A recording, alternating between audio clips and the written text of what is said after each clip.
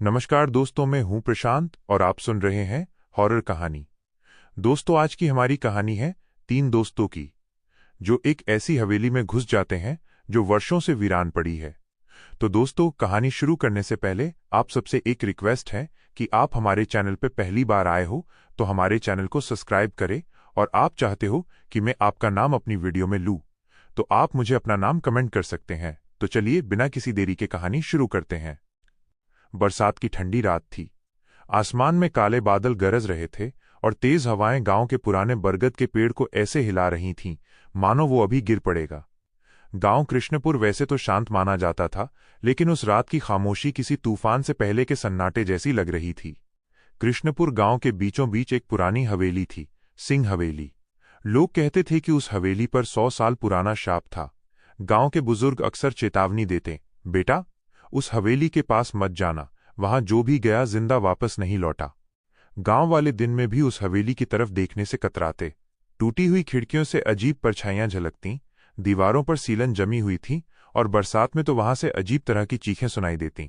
लेकिन गांव के ही 3 दोस्त, अभिषेक, करण और रजत, इन कहानियों को अंधविश्वास मानते थे। वे पढ़े लिखे थे और भूत प्रेत की कहानियों पर हंसते थे। एक दिन उन्होंने निश्चय किया, क्यों न हवेली में जाकर खुद देख लें कि असलियत क्या है। बरसात की उस रात वे तीनों टॉर्च और कैमरा लेकर हवेली की ओर निकल पड़े। हवेली के पास पहुंचते ही ठंडी हवाएं और भी तेज हो गईं। ऐसा लग रहा था मानो पूरा वातावरण उन्हें रोकने की कोशिश कर रहा हो। हवेली का मुख्य दरवाजा आधा टूटा हुआ था, अंदर घुप अंधेरा था। जैसे ही उन्होंने कदम रखा, लकड़ी के फर्श ने किर्र किर्र की आवाज की। उनकी टॉर्च की रोशनी दीवारों पर पड़ी तो पुराने चित्र नजर आए। उन चित्रों की आंखें उन्हें घूरती सी लगीं। भाई, ये पेंटिंग्स कितनी अजीब हैं, करण ने फुसफुसाया। घबराओ मत, ये सब हमारा वहम है, अभिषेक ने हिम्मत दिखाने की कोशिश की। हवेली के अंदर एक लंबा गलियारा था। अचानक रजत ने देखा कि गलियारे के आखिर में एक औरत का साया खड़ा है। उसने लंबा सफेद लिबास पहन रखा था और उसके बाल खुले हुए थे। देखा तुम लोगों ने, कोई और भी यहां है, रजत चिल्लाया।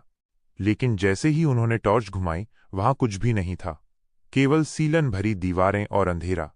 तीनों डर तो गए, पर अब पीछे लौटना उन्हें अपनी हिम्मत पर चोट लगने जैसा लगा। वे आगे बढ़ते रहे। हवेली के बीचों बीच एक बड़ा सा हॉल था, जिसके बीच में टूटा हुआ झूमर लटक रहा था। अचानक हवा का एक झोंका आया और झूमर अपने आप हिलने लगा। फर्श पर बिखरी धूल में उन्हें कुछ पैरों के निशान नजर आए। लेकिन हैरानी की बात यह थी कि ये निशान मानव के नहीं थे, लंबे लंबे पंजे जैसे नाखूनों के निशान खिंचे हुए। इंसान के पांव नहीं लगते। करण की आवाज कांप गई। उसी वक्त हॉल की दीवार से ठक ठक की आवाज आने लगी, मानो कोई अंदर से दीवार पीट रहा हो। आवाज इतनी तेज थी कि हवेली के हर कोने में गूंज रही थी। अचानक दरवाजा जोर से धड़ाम से बंद हो गया। तीनों हॉल में फंस गए। टॉर्च की रोशनी बार बार झिलमिलाने लगी और तभी उन्होंने देखा, हॉल के कोने में वही सफेद लिबास वाली औरत खड़ी थी। इस बार उसका चेहरा साफ दिख रहा था। उसकी आंखें पूरी तरह काली थीं और मुंह से खून टपक रहा था। रजत चिल्लाया, भागो! तीनों दरवाजे की ओर भागे, लेकिन दरवाजा जैसे बाहर से बंद हो चुका था। औरत धीरे धीरे उनकी ओर बढ़ रही थी। उसके पैरों की आहट ठक ठक ठक पूरे हॉल में गूंज रही थी। अचानक रोशनी बुझ गई। चारों तरफ सन्नाटा और अंधेरा। फिर एक तीखी चीख, आला, और उसके बाद सब कुछ शांत हो गया। हॉल में गूंजती वो चीख सुनकर तीनों दोस्तों के दिल धड़कने लगे। अचानक टॉर्च की रोशनी वापस आई। उन्होंने देखा कि सफेद लिबास वाली औरत गायब हो चुकी थी, लेकिन हवा में अब भी अजीब सी गंध फैली हुई थी, जली हुई लकड़ी और खून की गंध।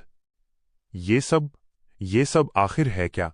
करण कांपते हुए बोला, हिम्मत रखो, शायद ये कोई चाल है, कोई भूत वूत नहीं होता। अभिषेक ने खुद को और दोस्तों को बहलाने की कोशिश की, लेकिन रजत के चेहरे पर साफ डर था। वो बार बार पीछे मुड़कर देख रहा था, मानो कोई उनका पीछा कर रहा हो। दरवाजा आखिरकार खुल गया और वे तीनों गलियारे से होते हुए हवेली के पिछले हिस्से में पहुंचे। वहां एक पुराना दरवाजा मिला जो लकड़ी और लोहे से बना था। उस पर अजीब से मंत्र खुदे हुए थे। ये कैसा दरवाजा है? करण ने पूछा। शायद किसी कमरे का, चलो देखते हैं। अभिषेक ने जोर लगाकर दरवाजा खोला। अंदर धूल और मकड़ी के जाल से भरा कमरा था। कोने में एक पुरानी अलमारी रखी थी। उन्होंने जैसे ही अलमारी खोली, उसमें से पीले पड़े कागज और एक मोटी डायरी निकली। रजत ने डायरी खोली और पढ़ना शुरू किया। उसमें लिखा था, साल 1887, सिंह हवेली का मालिक ठाकुर रणवीर सिंह। उसने एक गरीब औरत से जबरदस्ती की और उसकी जान ले ली। मरने से पहले उस औरत ने हवेली और पूरे वंश को श्राप दिया, तुम्हारी आत्मा कभी चैन नहीं पाएगी। तुम्हारे घर में जो भी आएगा वो इसी श्राप का हिस्सा बनेगा। डायरी के आगे लिखा था कि ठाकुर रणवीर की मौत रहस्यमयी तरीके से हुई थी। कहते हैं कि उसका शरीर हवेली के अंदर ही टुकड़ों में मिला था। उसके बाद से हवेली में अजीब घटनाएं शुरू हो गईं। डायरी पढ़ने के बाद माहौल और भी डरावना हो गया। अचानक कमरे की खिड़की अपने आप खुल गई और हवा के साथ हल्की सी फुसफुसाहट सुनाई दी, तुम्हें यहां नहीं आना चाहिए था। तीनों ने घबराकर चारों ओर देखा। कोई नजर नहीं आया, लेकिन परछाइयां दीवारों पर इधर उधर दौड़ती दिख रही थीं। ये तो सचमुच भूत है। करण अब लगभग रोने लगा। शांत रहो, अगर हम घबरा गए तो निकल नहीं पाएंगे, अभिषेक ने कहा। उसी समय फर्श के नीचे से ठक ठक ठक की आवाज आई, मानो कोई अंदर कैद हो और बाहर निकलना चाहता हो। डर के बावजूद रजत ने फर्श को टटोला।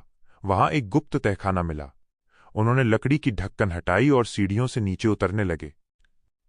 तहखाना अंधेरे और बदबू से भरा हुआ था। टॉर्च की रोशनी में उन्होंने देखा, दीवारों पर लहू से बने हाथों के निशान थे। कोने में जंग लगे बर्तन रखे थे, जिनमें सूखी हुई हड्डियां भरी हुई थीं। ऐसा लग रहा था कि यहां किसी ने इंसानों की बलि दी हो। रजत कांपते हुए बोला, ये तो मौत का अड्डा है। अचानक तहखाने के भीतर से एक बच्ची की हंसी गूंज उठी, हा हा हा, तुम फंस गए। तीनों की रूह कांप गई। उन्होंने टॉर्च घुमाई तो देखा, एक छोटी बच्ची खड़ी थी, लगभग 7-8 साल की, लेकिन उसका चेहरा बिल्कुल सड़ा गला था। उसकी आंखें गड्ढों जैसी खाली थीं और होंठ सिल दिए गए थे। वो बच्ची धीरे धीरे उनकी ओर बढ़ी। करण ने डरकर पत्थर उठाया और बच्ची की ओर फेंका, लेकिन पत्थर उसके आर पार निकल गया। बच्ची वहीं खड़ी हंसती रही। अचानक पूरा तहखाना हिलने लगा, जैसे भूकंप आया हो। छत से मिट्टी गिरने लगी। भागू, अभिषेक चिल्लाया। तीनों भागते हुए सीढ़ियों से ऊपर चढ़े, लेकिन जैसे ही वे बाहर निकले, हवेली का दरवाजा अपने आप बंद हो गया। अब वे हवेली के एक और हिस्से में पहुंच गए थे। ये हिस्सा और भी पुराना और टूटा हुआ था। यहां दीवारों पर पुराने राजसी चित्र लगे थे, ठाकुर रणवीर और उसके परिवार के। अचानक एक चित्र में बदलाव होने लगा। चित्र में बनी औरत की आंखों से खून बहने लगा। फिर उसी औरत का चेहरा जीवित होकर चित्र से बाहर झांकने लगा।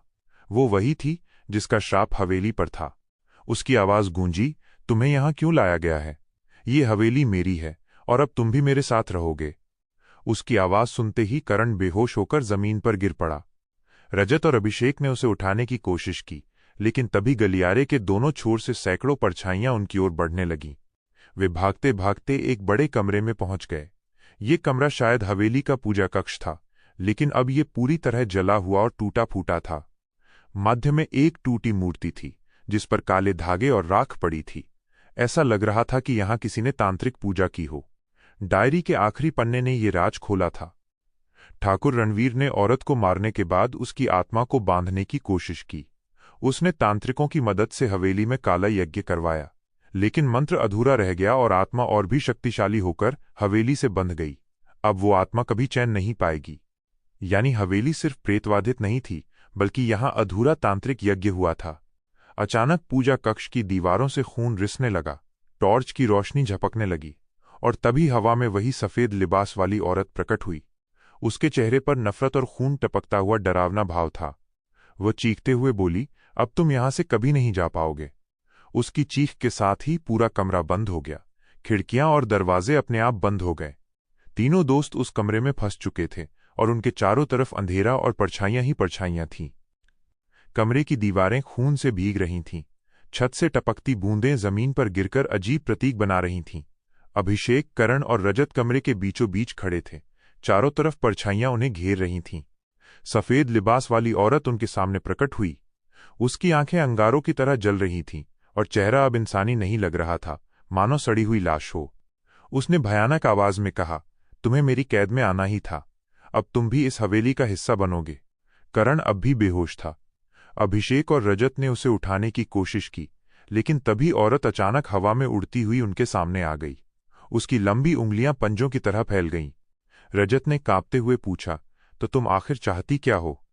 औरत की आंखों से खून बहते हुए उसने कहा, मेरा बदला अधूरा है। ठाकुर ने मुझे मारकर श्राप दिया। जब तक कोई मेरी आत्मा को मुक्त नहीं करता, मैं हर उस इंसान को अपने साथ बांधूंगी जो इस हवेली में कदम रखेगा। अचानक रजत को याद आया कि डायरी में एक पंक्ति और लिखी थी। उसने जल्दी से पन्ने पलटे। उसमें लिखा था, अगर कोई इस आत्मा को मुक्त करना चाहता है तो उसे हवेली के पूजा कक्ष में छिपे त्रिशूल को खोजना होगा। वही त्रिशूल श्राप तोड़ने की ताकत रखता है। रजत ने अभिषेक से कहा, त्रिशूल, हमें त्रिशूल ढूंढना होगा वरना हम बच नहीं पाएंगे। दोनों ने इधर उधर खोजा। कमरे की टूटी मूर्ति के पीछे उन्हें एक गुप्त खांचा दिखा। अभिषेक ने जोर लगाया और खांचा खुल गया। अंदर से एक छोटा पर पुराना चांदी का त्रिशूल मिला। उस पर भी काले धागे लिपटे हुए थे। जैसे ही उन्होंने त्रिशूल उठाया, औरत भयानक चीख के साथ पीछे हट गई। नहीं, ये तुम्हारे हाथ में कैसे आया? उसकी आवाज से पूरा कमरा हिल गया। अब हवेली की परछाइयां और भी हिंसक हो गईं। दीवारों से कंकाल निकलकर उन पर हमला करने लगे। रजत ने टॉर्च से बचाव किया, जबकि अभिषेक त्रिशूल लेकर औरत की ओर बढ़ा। औरत हवा में उड़ती हुई उसके चारों ओर घूमने लगी। उसकी चीखें कान फाड़ देने वाली थीं। अभिषेक ने हिम्मत जुटाई और बोला, तेरे श्राप का आज अंत होगा। उसने पूरी ताकत से त्रिशूल उसके सीने में भोंक दिया। औरत ने इतनी भयानक चीख मारी कि हवेली की खिड़कियां टूट गईं। उसके शरीर से काले धुएं की लपटें निकलने लगीं। कमरा आग की लपटों में घिर गया। परछाइयां धुएं में बदलकर हवा में उड़ गईं। औरत आखिरी बार चिल्लाई, तुमने मुझे मुक्त कर दिया, लेकिन हवेली कभी शांत नहीं होगी। इसके बाद उसका शरीर राख में बदल गया और पूरा कमरा अंधेरे में डूब गया। जैसे ही औरत की आत्मा गई, हवेली की दीवारें हिलने लगीं। छत से भारी पत्थर गिरने लगे। भागो, हवेली गिर रही है, रजत चिल्लाया। अभिषेक और रजत बेहोश पड़े करण को उठाकर दौड़ने लगे। गलियारों में आग और धुआं भर चुका था। टूटे हुए झूमर उनके सामने गिरे, लेकिन किसी तरह वे दरवाजे तक पहुंचे। दरवाजा जोर से धक्का देने पर खुल गया और तीनों बाहर भागे। पीछे मुड़कर देखा तो हवेली जोरदार धमाके के साथ ढह रही थी। बरसात का पानी उस पर गिर रहा था, लेकिन हवेली आग की लपटों में जलकर राख बन रही थी। गांव वाले दूर से ये दृश्य देखकर दहशत में थे। उन्होंने भी पहली बार हवेली को जलते हुए देखा। तीनों किसी तरह गांव के चौपाल तक पहुंचे। करण होश में आया तो उसने कांपते हुए कहा, मैंने उस औरत को अपने सामने देखा था। उसकी आंखें, उसकी चीख अब भी मेरे कानों में गूंज रही है। गांव के बुजुर्ग ने आकर कहा, तुम लोगों ने बड़ी गलती की। वो हवेली सिर्फ एक जगह नहीं थी, वो श्राप का घर थी। तुम बचकर लौटे हो, लेकिन उस श्राप से पूरी तरह मुक्त नहीं हुए। रजत ने घबराकर पूछा, इसका क्या मतलब? बुजुर्ग ने धीमी आवाज में कहा, जो भी उस हवेली में जाता है उसके जीवन में अंधेरा साथ आता है। तुमने औरत की आत्मा को मुक्त किया है, लेकिन हवेली का श्राप अब भी जिंदा है। शायद वो श्राप अब तुम तीनों का पीछा करेगा। कुछ दिनों तक सब सामान्य रहा। तीनों दोस्तों ने राहत की सांस ली। वे सोचने लगे कि शायद डर सिर्फ वहम था और अब सब खत्म हो गया। लेकिन एक रात अभिषेक के घर में अचानक लाइट चली गई। अंधेरे में उसने खिड़की के बाहर देखा। वहां सफेद लिबास वाली औरत का साया खड़ा था। उसकी आंखें वही काली थीं और होठों पर खून था। उसने धीमी आवाज में कहा, तुमने सोचा मैं मुक्त हो गई? नहीं, मैं अब तुम्हारे साथ रहूंगी, हमेशा। अभिषेक की चीख रात भर गांव में गूंजती रही। गांव वाले कहते हैं कि सिंह हवेली तो अब राख हो चुकी है, लेकिन उसका श्राप अब भी जीवित है। जो तीन दोस्त हवेली में गए थे, वे धीरे धीरे पागलपन की ओर बढ़ने लगे। कभी किसी को उनके घर की खिड़की पर सफेद औरत नजर आती, तो कभी उनके आंगन में बच्चों की हंसी सुनाई देती। लोग आज भी फुसफुसाते हैं, हवेली तो जल गई, लेकिन उसके अंदर की आत्माएं अब बाहर भटक रही हैं। और जिसने भी उस हवेली की हकीकत देखी, उसकी जिंदगी कभी पहले जैसी नहीं रही। तो दोस्तों, ये कहानी यही खत्म होती है। अब जिन लोगों ने वीडियो में कमेंट किया है, उनका नाम लेते हैं। अरविंद शर्मा, इंडियन आर्मी, नमन पंडित, गुनगुन शर्मा, दिव्यांशी शर्मा। तो दोस्तों, ये कहानी आपको कैसी लगी कमेंट करके बताएं। मिलते हैं एक नई कहानी के साथ।